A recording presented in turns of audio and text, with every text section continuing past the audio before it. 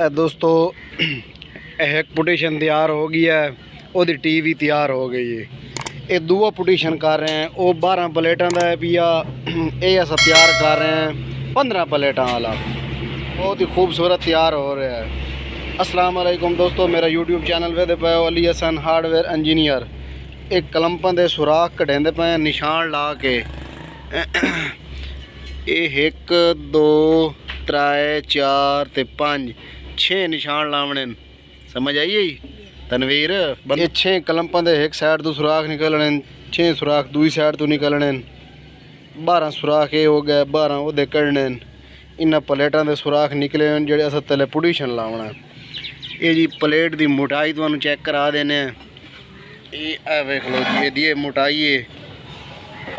ये पुटीशन वाला तैयार होता भी है। ये टी वाला पैंप ही है। इधर आप टी वाला पैंप छेक के चेक करा बाजा। ए टी वाला पैंप तो छेक के चेक कराइने। एनू छेक ये जल्दी निकल सी। इन बाहर कट। शाबाश भाई शाबाश। ये जनाब ये वेख लो, ये टी वाला पैंप है भी है, ये पुटीशन वाला पैंप है। यदी है मोटाई, ये भी मोटाई है, यदी भी है वेख लो, यदी मोटाई है। ये इतने तैयार होता भी है। ये कोनियाँ लावनियां छोटियां, जिमें पुटीशन तैयार होया भी है वो कोनियाँ लावनियां। उस बाद जी यदी जी लंबाई दसने दी लंबाई है जी 6.5 फुट। ये जड़ा पैंप भी है असा पुटीशन बनावना है, यदी 6.5 फुट पैंप की लंबाई है भाई।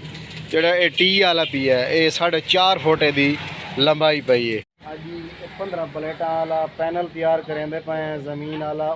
पुटीशन भी खाने बेहतरीन सोहनी फिटिंग करेंदे पे और बहुत खूबसूरत काम हो रहा है। ये परमाइशा दसेने जिशा जी चीज़ अस ला रहे हैं, इस्तेमाल कर रहे हैं, वो तुम दसेने।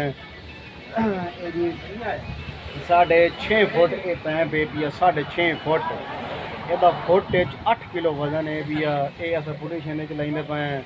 उस बाद जी जड़ियाँ कोनियां पईयां वो है वेख लो, ये 7 सूत्र मोटियां पईयां कोनियां अस लेंदे पे।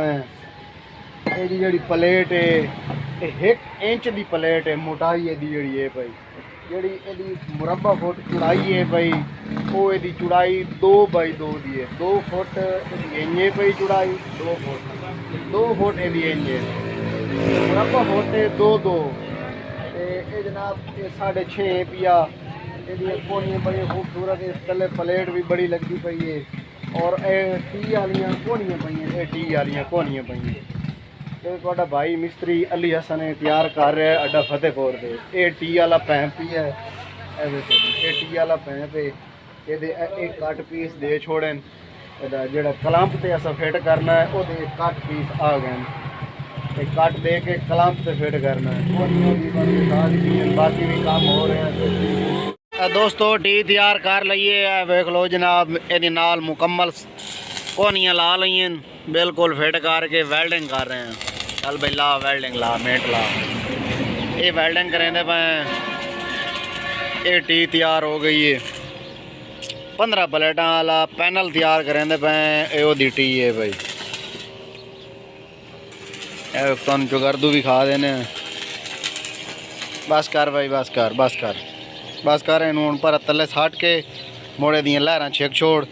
बेहतरीन सोहनी तैयार हो गई सी। तू ग्राइंडर मरे सियाँ ये फिट हो गई सी। ये कोनियाँ पुटीशन दियाँ नहीं लाइयाँ, इस वास्ते ये नाल दियाँ 2 कोनियाँ होर आंदियां पईयां। 4 अगे लेंदे पे असे जेड़े साढ़े कस्टमर बनवा रहे हैं साढ़े को। उन्हें आख्या 6 कोनियाँ ला दियो। इस वजह तो 2 कोनियाँ सुबह मुल्तानू आवेनियां ते ये अस उन्होंने इत्थे फिट कर देवनियां। इत्थे करके 6 कोनियाँ इत्थे लगनियां, 6 कोनियाँ मुकम्मल। ये चगर दूँ तो ये लग गई। वेख लो 2 कोनियाँ मुकम्मल लग गई। इन्होंने वेल्डिंग करेंदे पे। ये टी वाला पैंप तैयार हो गई सी। थले पुटीशन वाला पैंप ये हुण तैयार हो गई सी। ਇਹਦਾ फलंच भी उत्ते लावना है, बिल्कुल सोहना क्लियर हो गई सी। बाकी है वेख लो दुकान ते काम कर रहे हैं बड़ा सोहना ते खूबसूरत। यह साड़ी दुकान है जी अड्डा फतेहपुर ते मिस्त्री अली हसन तैयार कर रहा है। ये फुट की खड़ाई है, कोनी दी 1 फुट खड़ाई है पई। ये 1.5 फुट है भाई लंबाई है दी कोनी दी। 1 फुट कढ़ाई है, 1.5 फुट लंबाई है कोनी दी। 7 सूतर मोटी कोनी है भाई। ये ला रहे हैं बेहतरीन सोहना पैप। ये पैप दी 4.5 फुट का पैप है भी है जोड़ा। ये लंबाई पी है 30 आला। ये फुट 7 किलो वजन है पिया। ये फुट 8 किलो वजन है पिया। बेहतरीन सोहना तैयार होता पी है। जै भाई बनवाना हो आर्डर दे के बनवा सकता।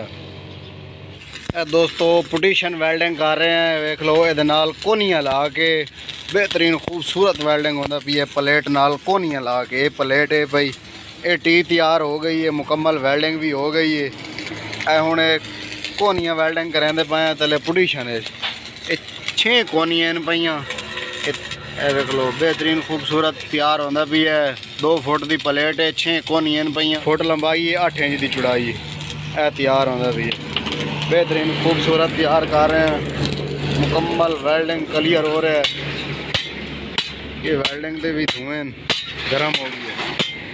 शाबाश भाई शाबाश शाबाश, मिनट ला हिम्मत कर।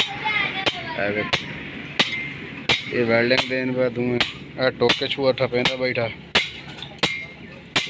शाबाश भाई। दोस्तों कोनियाँ वेल्डिंग हो गई हैं प्लेट नाल। ए वेख लो जी मुकम्मल तुहानू चगरदू विखा देने हैं। बेहतरीन सोहना काम हो गया है। ये वेल्डिंग हो गई हैं। इन हुण ग्राइंडर मरेंदे पे। उस तो पहले जी ये वेल्डिंग करेंदे पे तलवा फलंच। जेड़ा साडा ये फलंच भी है टी आला। ये टी तैयार है। ये फलंच उस फलंच दे उत्ते आके टिक वैना इस तरीके आके। जिसले ये असा पैप वो पई सी, ये फलंच वो उत्ते आके टिक पई थी। ये हुण वेल्डिंग करेंदे पे।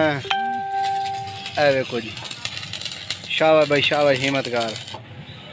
ये इन 2 मिनट। ये वेखो जी ये वेल्डिंग करेंदे पे। अग्गा कोई नहीं होया, पिछे वेल्डिंग हो गई है। ये लहर मार रहे हैं। शाबाश भाई शाबाश, शेक दे काम नू। बेहतरीन सोहना लहर मोटी मोटी रख के मार। काम बड़ा सोहना कर दे। ये अड्डा फतेहपुर ते तैयार करेंदे पे मिस्त्री अली हसन। दोस्तों वीडियो अच्छी लगे तो लाइक करना, साढ़े चैनल को सब्सक्राइब करना।